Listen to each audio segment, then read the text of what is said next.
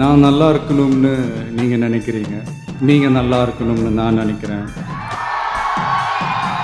ஆனால் நம்ம எல்லாருமே நல்லா இருக்கணும்னு நினைக்கிறவங்க நல்லா இல்லைங்க, விவசாயிங்க.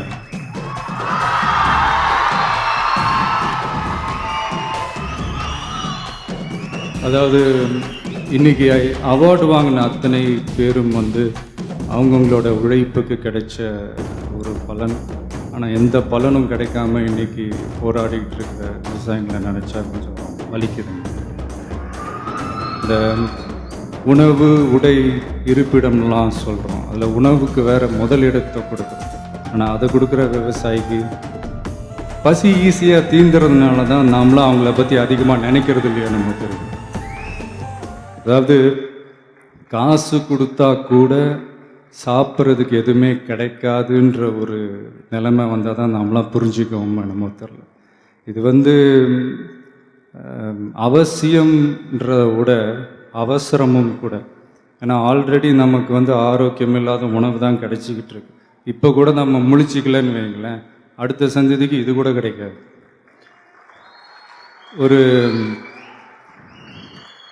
அது என்ன சொல்கிறேன், சும்மா ஒரு எக்ஸாம்பிளுக்கு சொல்கிறேன். ஒரு கடையினுடைய ஒரு முதலாளி, எனி முதலாளி தான் உற்பத்தி பண்ணுற ஒரு பொருளை இன்னொரு கடையில் போய் வாங்க மாட்டான். ஃபார் எக்ஸாம்பிள் சொல்லப்போனால், ஒரு நகை கடை ஓனர் இன்னொரு நகை கடையில் போய் நகை எடுக்க மாட்டார். ஒரு ஜவுளி கடை ஓனர் இன்னொரு ஜவுளி கடையில் போய் துணி எடுக்க மாட்டார். ஆனால் ஒரு விவசாயி மட்டும்தான் ரேஷன் கடை க்யூவில் நிற்கிறான். அதுவும் எதுக்குன்னா இலவச அரிசிகள். இது இந்த இந்தியா இந்த வல்லரசு ஆகணும், அதாகணும், இதாகணுன்றதெல்லாம் கூட அப்புறங்க. முதல்ல விவசாயிங்க நல்லா வாழ்கிற அரசாக மாறணும். அதான் ஏதோ தோணுச்சு, பேசிட்டேன். ஏதாவது தப்பாக ஏதாவது தேங்க்யூ நண்பா.